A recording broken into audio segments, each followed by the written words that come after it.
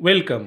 आज हम लोग इस वीडियो के अंतर्गत यह देखेंगे कि पश्चिम बंगाल प्राथमिक शिक्षा परिषद ने 29 सितंबर 2022 को प्राथमिक शिक्षक पात्रता परीक्षा 2022 के लिए एक विज्ञापन जारी किया है।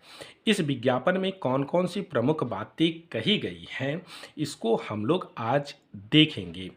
अतः आप लोग वीडियो को प्रारंभ से अंत तक देखिएगा ताकि किसी भी प्रकार का कोई कन्फ्यूज़न ना रहे या किसी भी प्रकार की कोई भ्रांतियाँ ना रहे।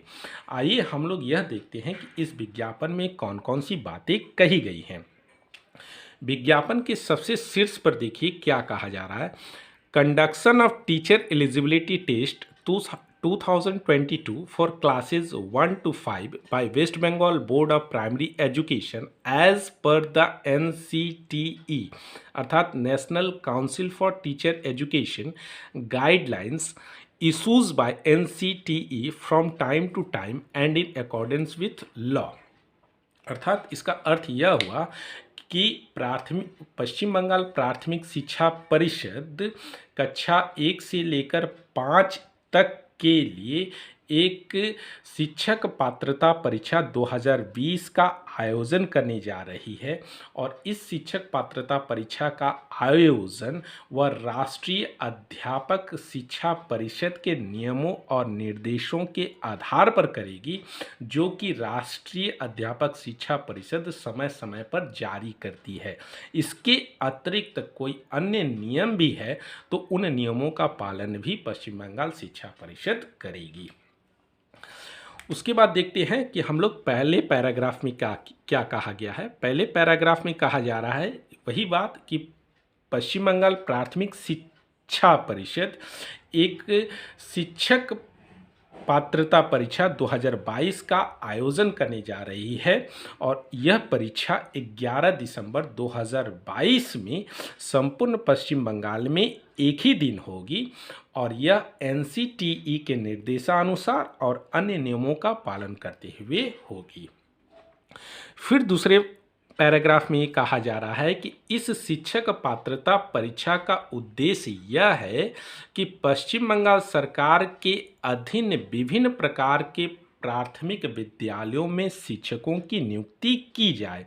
इसके लिए एक शिक्षक पात्रता परीक्षा का आयोजन 11 दिसंबर 2022 को संपूर्ण पश्चिम बंगाल में एक ही दिन किया जाएगा, लेकिन इसमें NCTE अर्थात national council for teacher education अर्थात राष्ट्रीय अध्यापक शिक्षा परिषद के नियमों और निर्देशों का पालन किया जाएगा और साथ ही साथ कोई अन्य नियम भी हैं तो उसका भी पालन किया जाएगा।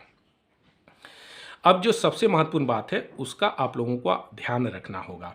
देखिए इसमें साफ बोला जा रहा है कि only those persons who have acquired the academic and professional qualifications, वे ही अभ्यर्थी यहाँ पर एलिजिबल होंगे, योग्य होंगे, जो निम्नलिखित शैक्षणिक और व्यावसायिक योग्यताओं को अर्जित करते हैं जिसे कि NCTE मान्यता प्रदान करता है समय समय पर जारी किए गए विभिन्न निर्देशों के आधार पर। अर्थात यहाँ पर पश्चिम बंगाल शिक्षा परिषद ने 3 दिनांक का मेंशन किया है जो कि NCTE के द्वारा निर्देश जारी किए गए हैं। प्रथम कौन सा निर्देश जो कि NCTE ने जारी किया है, वो जारी किया है 25 जुलाई 2010, अर्थात इस नियम को हम लोगों को पढ़ना होगा। दूसरा 28 जून 2018 में कौन से निर्देश लाए गए थे NCTE के द्वारा, और तीसरा 13 अक्टूबर 2021 में NCTE ने कौन सा नियम और निर्देश लाए थे। अर्थात इन 3 नियमों के आधार पर ही जो निर्देश दिए गए हैं, जो एलिजिबिलिटी क्राइटेरिया दिया गया है, उसके आधार पर ही कैंडिडेट जो एलिजिबल होंगे। आप लोग इस क्वालिफिकेशंस को बहुत ध्यान से देखिए। पहला क्या बोला जा रहा है कि कौन कौन इसमें अप्लाई कर सकता है। तो कैंडिडेट्स जो होंगे सीनियर सेकेंडरी अर्थात जो HS की परीक्षा पास किए हैं विथ एटलीस्ट 50% मार्क्स, उनके पास कम से कम HS एग्ज़ाम पास किए हैं 50% मार्क्स के साथ, and 2 years diploma in elementary education अर्थात जिसे हम लोग DLED कहते हैं, अर्थात HS में 50% होना चाहिए और साथ ही साथ 2 years diploma in elementary education होना चाहिए प्रोफेशनल क्वालिफिकेशन से, और यानी कि अथवा सीनियर सेकेंडरी यानी कि एचएस हायर सेकेंडरी की परीक्षा कितने परसेंटेज के साथ, 50% के साथ। And 4 year bachelor of elementary education, अगर किसी के पास 4 year bachelor of elementary education है तो वो भी एलिजिबल है। और सीनियर सेकेंडरी और it's equivalent with at least 50% marks and having diploma in education, special education, यानी जो स्पेशल एजुकेशन किए हैं डीएलएड और बीएड, वो भी यहाँ पर एलिजिबल है। A course recognised by rehabilitation council of India, जिसको हम लोग बोलते हैं RCI, shall also be considered. क्योंकि अभी हम लोग देखे थे कि सुप्रीम कोर्ट का निर्देश आया था कि जो स्पेशल एजुकेशन है यानी कि स्पेशल बीएड किए हैं, स्पेशल डीएलएड किए हैं, वो भी एलिजिबल है, तो उसको भी यहाँ पर शामिल किया गया है। और यानी कि फिर से अथवा ग्रेजुएशन, जो ग्रेजुएशन है विथ एटलीस्ट 50% मार्क्स, 50% मार्क्स होना चाहिए and bachelor of education BA degree होना चाहिए। यहाँ पर एक चीज़ आप लोग याद रखिएगा कि कन्फ्यूजन हो रहा है, तो यहाँ पर कन्फ्यूजन के लिए आप लोग याद रखिएगा कि अगर ऑनर्स में 50% है या ऑनर्स एंड पास कोर्स मिलाकर 50% है तो भी एलिजिबल है। दोनों ऑनर्स भी 50% होने से चलेगा, ऑनर्स एंड पास मिलाकर भी 50% होता है तो भी आप एलिजिबल हैं। इसके बाद देखिए रिलैक्सेशन दिया गया है, माने कुछ छूट दी गई है। तो छूट किन किन लोगों को दी गई, तो हम लोग तो जानते हैं कि 5% का रिलैक्सेशन रहता है। तो किसे किसे है, एससी को है, schedule caste, schedule tribe, OBC को है। इसके अतिरिक्त एग्जेम्प्टेड कैटेगरीज हैं, एक्स सर्विसमैन है, physically handicapped and for death in harness categories के कैंडिडेट को 50% नहीं लगेगा, बल्कि उनके लिए कितना परसेंट चाहिए, 45% रहने से चलेगा। दूसरा जो महत्वपूर्ण कॉलम है जिसमें आप लोगों को कन्फ्यूजन हो रहा है उसे भी देखिएगा। Persons who have appeared for final examinations of 2-year DLED course from NCT recognized institutions on the date of this notifications and the result is not yet published। अर्थात इसके अनुसार वो अभ्यर्थी जो कि 2-year DLED कोर्स कर रहे हैं और जिसे मान्यता दिया गया है एनसीटीई के द्वारा, और जिनका फाइनल ईयर का एग्ज़ाम अभी बाकी है या फाइनल ईयर का एग्ज़ाम हो गया है, तो जिनका फाइनल ईयर का एग्ज़ाम हो गया है उनका भी रिज़ल्ट आना बाकी है। जो फाइनल ईयर का एग्ज़ाम देने वाले हैं उनका तो रिज़ल्ट अभी पब्लिश होगा नहीं, तो वो भी यहाँ पर एलिजिबल है। Persons who have appeared for final examinations of 2-year DLED special education course from RCI recognized institutions on the date of these notifications and the result is not yet published। माने final years के जो अभ्यर्थी हैं वो state परीक्षा को दे सकते हैं, जिनका भी रिजल्ट आना बाकी है। Persons who have appeared for final examination of Bachelor of Education course from NCT recognized institutions on the date of this notification and the result is not yet published shall also be eligible for seat for the TET 2020। ऊपर जो दो था वो DElEd course के लिए था, नीचे जो है वो बीएड कोर्स के लिए। अर्थात बीएड के भी वो अभ्यर्थी जो कि फाइनल ईयर के एग्ज़ाम को देंगे या देने जा रहे हैं या दे चुके हैं, वो भी इस फॉर्म को भर सकते हैं। Persons who are undergoing DLED, DED, Special Education, BA training session 2020-2022 and who have qualified in DLED, DED, BEd Part 1 examinations 2020-2020 will give an opportunity to apply for TET 2020। इस नियम को आप लोग ध्यान से देखिएगा कि 2020 और 2022 सेशन के लिए जो बीएड और डीएलएड कोर्स के अभ्यर्थी हैं जो पार्ट 1 का एग्ज़ाम दे चुके हैं वो भी फॉर्म को भर सकते हैं।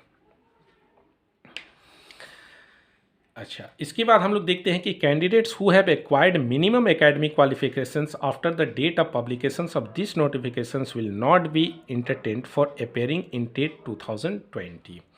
अर्थात जो भी क्वालिफिकेशन की गणना की जाएगी वो डेट ऑफ नोटिफिकेशंस अर्थात 29 सितंबर 2022 से की जाएगी। कैंडिडेट अपना फर्स्ट लैंग्वेज में क्या चुनेंगे, जो उनका माध्यमिक स्तर पर प्रथम लैंग्वेज था। जैसे में हमारा अगर हिंदी है तो हिंदी रहेगा, जिनका बंगाली है बंगाली रहेगा, जिनका उर्दू है उर्दू रहेगा, जिनका नेपाली है नेपाली रहेगा, जिनका संथाली है संथाली रहेगा, जिसका उड़िया और तेलुगु है उनका उड़िया और तेलुगु रहेगा, फर्स्ट लैंग्वेज। दूसरा सेकेंड लैंग्वेज इंग्लिश सबके लिए रहेगा, अर्थात हिंदी के साथ इंग्लिश, उर्दू के साथ इंग्लिश, नेपाली के साथ इंग्लिश, इस तरह से। अगला हम लोग देखते हैं qualifying marks. A candidates who will score 60%, अर्थात टेट एग्ज़ाम को पास करने के लिए 60% मार्क्स लाना होगा, अर्थात परीक्षा 150 नंबर की होगी और 150 नंबर में से 60% यानी कि 90 नंबर आपको लाना होगा क्वालिफाई करने के लिए।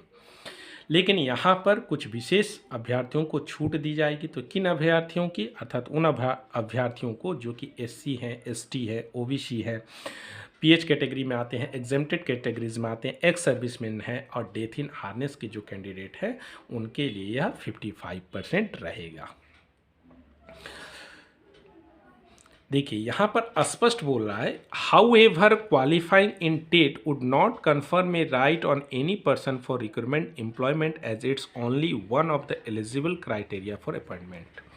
अर्थात इस टेट को अगर हम लोग पास करते हैं तो यहाँ से सिर्फ हम लोगों को एक सर्टिफिकेट प्राप्त होगा, अर्थात उस सर्टिफिकेट के आधार पर जब रिक्रूटमेंट प्रोसेस स्टार्ट होगा, रिक्रूटमेंट प्रोसेस जब शुरू होगा तब वहाँ पर हम लोग अप्लाई कर सकते हैं। ठीक उसी तरह से जिस तरह से सी टेट होता है, यानी कि सेंट्रल टीचर एलिजिबिलिटी टेस्ट होता है, जिसका काम है केवल सर्टिफिकेट को प्रदान करना, वही बात यहाँ पर बोला जा रहा है।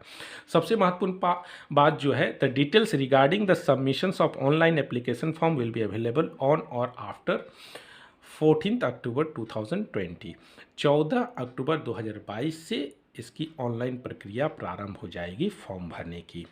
और जो पेमेंट है ऑनलाइन एप्लीकेशंस के लिए वो 150 रुपया है जनरल कैंडिडेट्स के लिए, और ओबीसी बी के लिए 100 रुपया है, एससी और एसटी और पीएच कैंडिडेट के लिए 50 रुपया है। द कैंडिडेट्स में पे the examination fee either by credit card, debit card, internet banking. The additional processing charges will be applicable. मैंने ऑनलाइन पेमेंट रहेगा, आप लोग किसी भी माध्यम से पेमेंट कर सकते हैं, चाहे वो क्रेडिट कार्ड हो, डेबिट कार्ड हो या इंटरनेट बैंकिंग किसी भी माध्यम से हो। अर्थात कुल मिलाकर कहा जाए तो बहुत दिनों के बाद ये वैकेंसी माने ये जो शिक्षक पात्रता परीक्षा है वो होने जा रही है, इसलिए इसकी तैयारी आप लोग अभी से कर दें। किसी भी प्रकार की भ्रांतियों में ना पड़ेंगे, परीक्षा नहीं होगी, क्योंकि पश्चिम बंगाल सरकार अब परीक्षा लेने के लिए तत्पर है और वो चाहती है कि किसी भी तरह से एग्ज़ाम लेने की जो प्रक्रिया है उसको प्रारंभ किया जाए। और यह भी बोल दिया जा रहा है कि लगभग 12 से 14 लाख अभ्यर्थी जो हैं इस परीक्षा में शामिल होंगे।